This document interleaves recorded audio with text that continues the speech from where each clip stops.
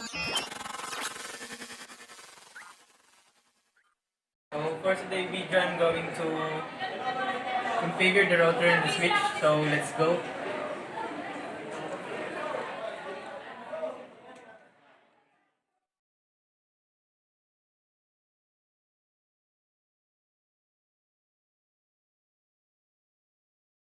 So hi, so for today's video, I'm going to make a physical configuration on two PCs. So now I have here two cables, which is a console cable and a RJ45 cable. So here first I plug in the console cable in this network and in a PC. So and RJ45 also. So now, but first, what is console cable? So console cable is a type of anal modem cable that is so often used to connect a computer terminal to a router console port. So this cable is typically flat and has a light blue color to help distinguish it from other types of network cabling. So RJ45 cable is primarily used to connect devices over an internet connection. So now I have to configure the cable. So for us to I have to make a physical configuration for us to have a network.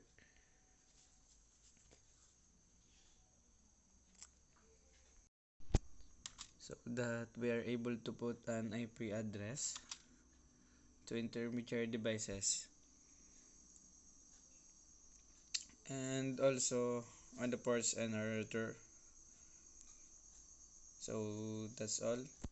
And in configuring the intermediary devices, we just need to focus on security on our physical configuration, because if we have a good security and our physical configuration, our network can be faster than a normal ones. So also we need to focus on our display network, or what do you call this, designing network, so to make us a reliable network. So that's all for this configuration. So now let's start in explaining the OSI and TCP model. So first, OSI model is a conceptual model that characterizes and standardizes the communication functions of a telecommunication or computing system without regard to its underlying internal structure and technology. So in TCP model, it stands for transmission and control protocol, internet protocol. So the TCP model is a concise version of the OSI model. So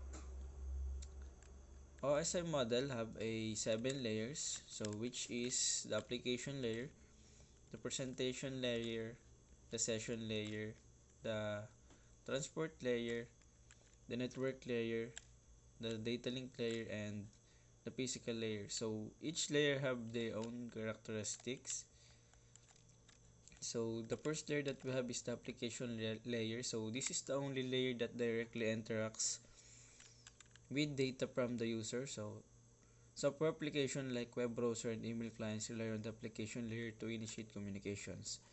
So these two, the OSI model and TCP model, is a very important in this configuration because it's serve as a communication. So the next is the presentation layer. So this layer is primarily responsible for preparing data so that it can be used by the application layer. In other words, layer 6 makes the data presentable for application to consume. So the next one is we have the session layer. So this is layer responsible for opening and closing communication between the two devices.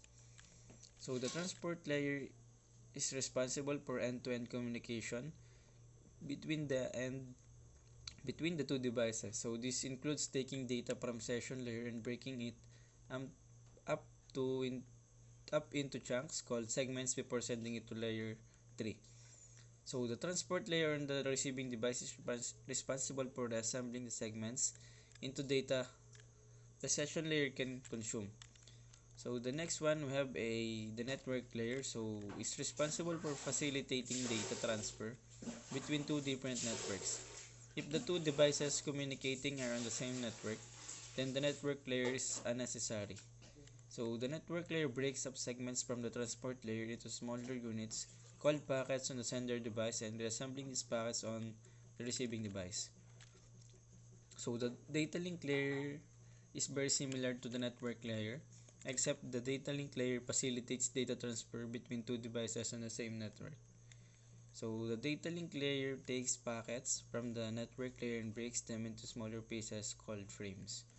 So the last one is the physical layer. So this layer includes the physical equipment involved in the data transfer, such as the cables and switches. So this is also the layer where the data gets converted into a bit stream, which a string is 0 seconds and 1 second.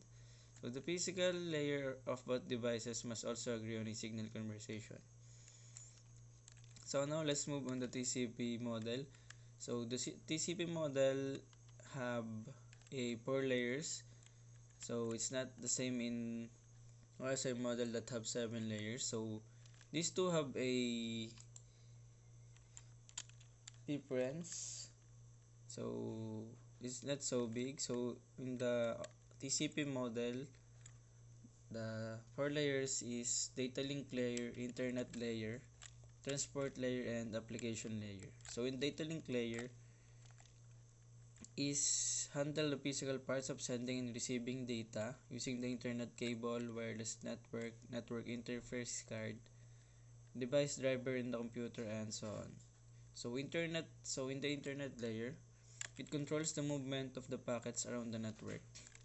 So in transport layer it is provides a reliable data connection between two devices. It divides the data in packets, acknowledges the packets that it has received from the other device, and makes sure that the other device acknowledges the packets it receives. So in application layer, the application layer is the group of applications that require network communication. So this is what the user typically interacts with, such as email and messaging, because the lower layer handle the details of communication. The application don't need to concern themselves with this. So that's all for this video. So I hope you learn and enjoy this video.